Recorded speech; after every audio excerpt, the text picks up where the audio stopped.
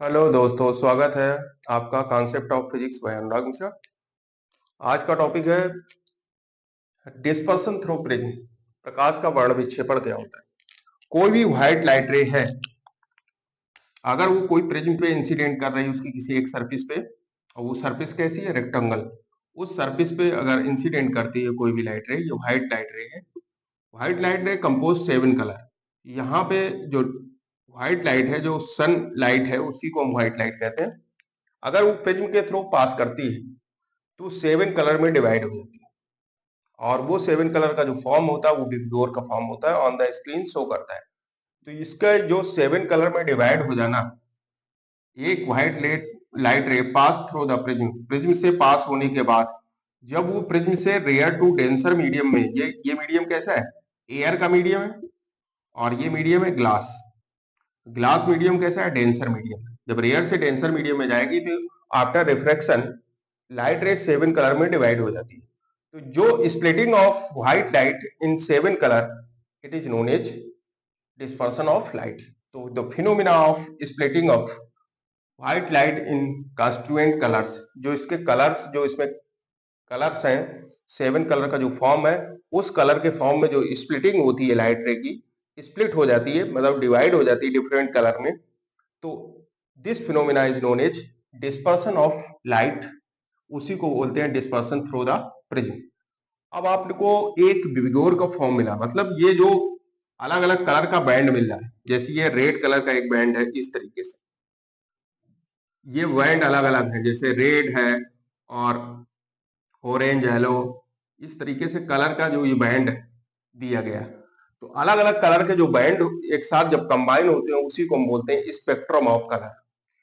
तो ये इसी को बैंड स्पेक्ट्रम, जो बैंड हो जाते हैं, बैंड क्या है, एक सिंगल कलर को हम बैंड कहते हैं, इसी को बोलते हैं BAND, बैंड। लेकिन अब यही कलर अगर कंबाइन हो जाएंगे तो स्पेक्ट्रम बन जाता है। जैसे रेनबो में, रेनबो में क्या है, एक स्पेक्ट्रम है, कई कलर का कॉम्बिनेशन है, तो उसको हम बोलते हैं स्पेक्ट्रम। तो एक इस जो भी एक वर्ड दिया गया है, बैंड और स्पेक्ट्रम, इसको भी आपको समझना बहुत जरूरी है, क्योंकि जब फ्रेलेंस रिफ्लेक्शन आप पढ़ेंगे तो वहां बैंड और स्पेक्ट्रम की बहुत जरूरत पड़ेगी।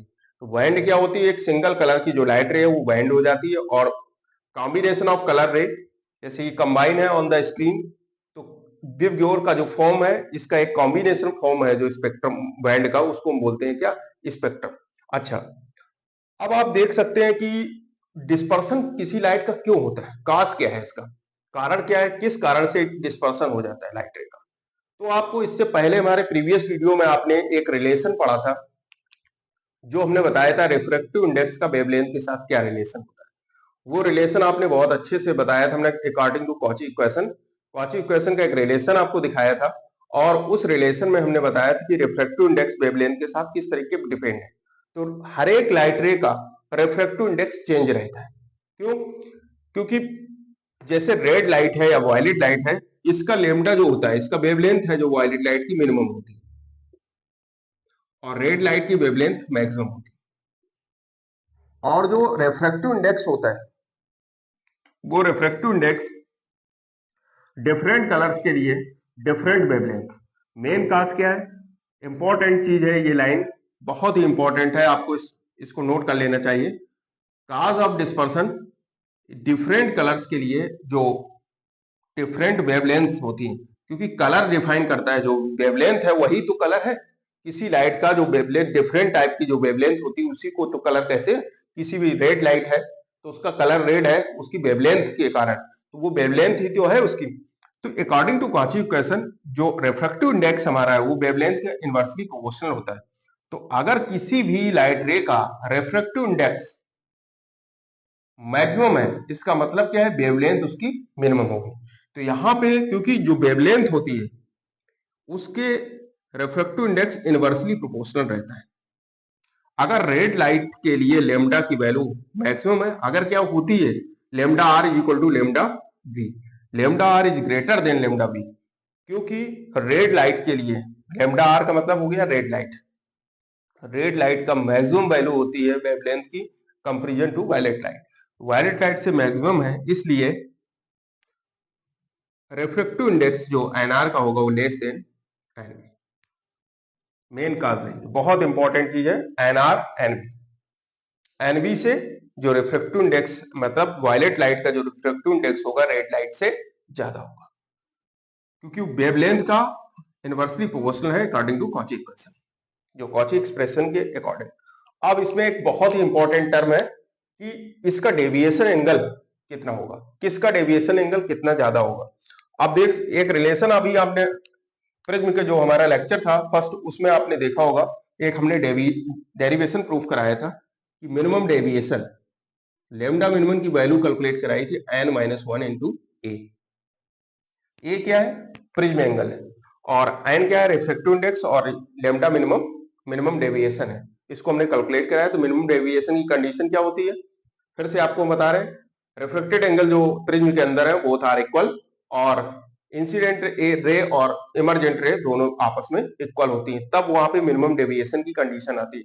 तो मिनिमम डेविएशन वहां से हमने प्रूफ किया था, तो ये मिनिमम डेविएशन है, क्योंकि मिनिमम डेविएशन किसके प्रोपोर्शनल है, वेवलेंथ, यहाँ पे रिफ्रैक्टिव इंडेक्स के। तो मिनिमम डेविएशन उसका ज्यादा होगा, ये minimum deviation for violet is greater than minimum deviation for red light से वायलेट लाइट का डेविएशन सबसे ज्यादा होगा। देख सकते हो आप डायग्राम में, ये लाइट रे है, सबसे ज्यादा डेविएशन किसका मिला, वायलेट का। रेड का डेविएशन सबसे कम है। ये डेविएशन यहाँ पे chronicle delta M for red light और chronicle delta M for M means minimum deviation for violet light. तो वायलेट लाइट का जो डेविएशन है वो सबसे ज्यादा है कंपेरिजन टू रेड लाइट। अब आपको यहाँ पे आप ये देख सकते हैं कि इसकी रिफ्रैक्टिव इंडेक्स जो हमें निकालना, मीन रिफ्रैक्टिव इंडेक्स कितना होगा, इसका आप स्क्रीनशॉट ले लें। अभी आपने लेमडा मिनिमम की वैल्यू कैलकुलेट की थी, लेमडा मिनिमम का जो डिपेंडेंसी है आपने देखा था रिफ्रैक्टिव इंडेक्स के साथ प्रोपोर्शनलिटी का रिलेशन है। जब रिफ्रैक्टिव इंडेक्स रेड लाइट का मिनिमम होता है वायलेट लाइट से, इसलिए डेविएशन जो होगा वो वायलेट लाइट का रेड लाइट से ज्यादा होगा। इसीलिए डिस्पर्सन का रिलेशन होता है, क्योंकि इसका डेविएशन एंगल हर एक लाइट रे का जितने भी कलर्स हैं, क्योंकि व्हाइट लाइट रे 7 कलर का कॉम्बिनेशन है, इस 7 कलर की वजह से सभी का डेविएशन एंगल चेंज होता है, इसीलिए व्हाइट लाइट 7 कलर में स्प्लिट हो जाती है। तो ये डिस्पर्सन का काज है। कारण क्या होना चाहिए वो आपको पता होना चाहिए। कोई भी एग्जामिनर अगर आपके पेपर में या पेपर में एग्जाम में आ जाए या एग्जामिनर वाइवा में आपसे पूछ दे, तो आपको पता होना चाहिए कि इसमें डिस्पर्सन का कारण क्या होता है। ठीक है, तो वो कारण यहां से आता है क्योंकि वेवलेंथ सबकी चेंज होती है, इसलिए रिफ्रैक्टिव इंडेक्स वेवलेंथ के साथ रिलेशन देखेंगे, रिफ्रैक्टिव इंडेक्स भी चेंज होता है तो डेविएशन एंगल भी चेंज होगा। ये रिलेशन आपको पता होना चाहिए। इसके बाद हम कैलकुलेट करते हैं मीन रिफ्रैक्टिव इंडेक्स। तो मीन रिफ्रैक्टिव इंडेक्स, जो मीन लाइट हम लेते हैं वो येलो कलर को हम लेते हैं, जो मीन कलर है वो क्या है, येलो कलर। तो येलो लाइट जो है वो मीन, उसको कहते हैं मीन कलर, मीन लाइट भी बोल सकते हैं। तो मीन लाइट जो होती है, मीन लाइट, इसको नोट कर लेंगे, मीन लाइट वो येलो कलर को हम कहते हैं, येलो कलर को। ठीक है, तो मीन रिफ्रैक्टिव इंडेक्स जो हम कैलकुलेट करेंगे, मीन रिफ्रैक्टिव इंडेक्स हो जाएगा, सपोज दैट कोई भी लाइट रे इंसिडेंट कर रही है, इसमें हमने बिब्योर का फॉर्म नहीं दिखाया, 3 लाइट रे दिखाई। सबसे ज्यादा डेविएशन किसका है, वायलेट का। सबसे कम किसका है, रेड का। रेड का डेविएशन सबसे कम है और सबसे ज्यादा वायलेट का। मिनिमम बीच में कौन सी लाइट रे, येलो। येलो का रिफ्रैक्टिव इंडेक्स हमने एन लिया है, तो एन की जो वैल्यू हो जाएगी, एन इक्वल